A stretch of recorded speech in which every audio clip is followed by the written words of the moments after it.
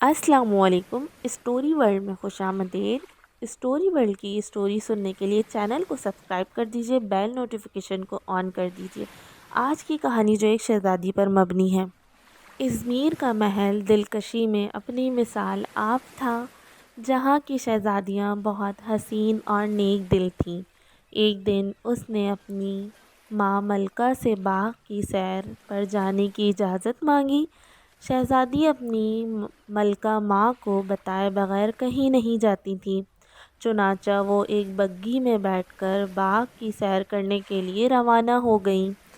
باغ میں بہت حسین اور سبز و شاداب پودے لگے ہوئے تھے۔ پھولوں کی خوشبو ماحول کو تازگی بخش رہی تھی۔ شہزادی باغ کے نظاروں سے لطف اندوز ہو رہی تھی۔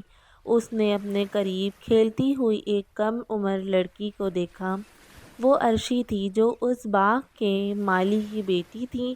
اس غریب لڑکی کو شہزادی نے اپنے پاس بٹھا لیا اور اس سے باتیں کرنے لگی۔ تھوڑی دیر میں وہ دونوں دوست بن چکی تھیں۔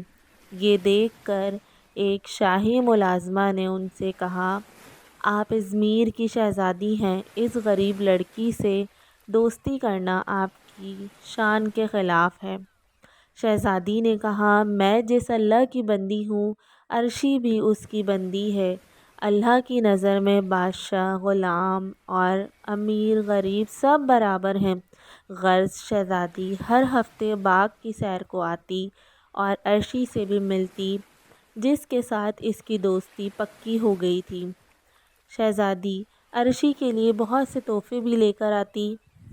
دونوں سہیلیاں مل کر خوب سیر بھی کرتیں اور باتیں بھی کرتیں۔ شہزادی کو اپنی غریب اور چنچل دوست عرشی بہت پسند تھی۔ ایک روز شہزادی باغ میں گئی تو عرشی نے اس کے سلام کا جواب بھی نہ دیا اور چپ چاپ چلی گئی، تو شہزادی بھی حیران و پریشان محل میں واپس آ گئی۔ اگلے ہفتے شہزادی جب باغ پہنچی تو عرشی نے اس سے معافی مانگی، لیکن اب شہزادی اس سے ناراض تھی، اس لیے کوئی جواب دیے بغیر ہی چلی گئی۔ ملکہ نے جب شہزادی کو تھکا تھکا اور مایوس دیکھا تو اس سے پوچھا کہ کیا بات ہے، تم کیوں اداس ہو؟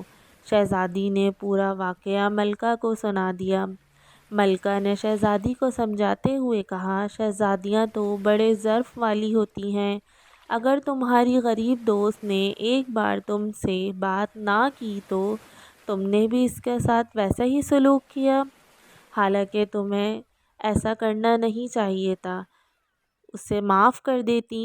شہزادیاں تو دوسروں کے ساتھ ہمیشہ اچھا کرتی ہیں۔ چنانچہ شہزادی اپنی دوست عرشی کے لیے بہت سے تحفے لے کر باغ پہنچی تو پتہ چلا کہ باغ کے مالی کو نوکری سے نکال دیا گیا ہے۔ شہزادی بوجھل دل کے ساتھ محل واپس آ گئی۔ ملکہ نے جب شہزادی کی یہ حالت دیکھی تو وجہ پوچھی۔ شہزادی نے سب بیان کر دیا۔ ملکہ نے عرشی کے باپ مالی کی نوکری کو بحال کر دیا۔ اس کے بعد شہزادی اور عرشی پھر سے دوست بن گئیں۔ تو بچوں، ہمیں اس کہانی سے کیا سبق ملتا ہے؟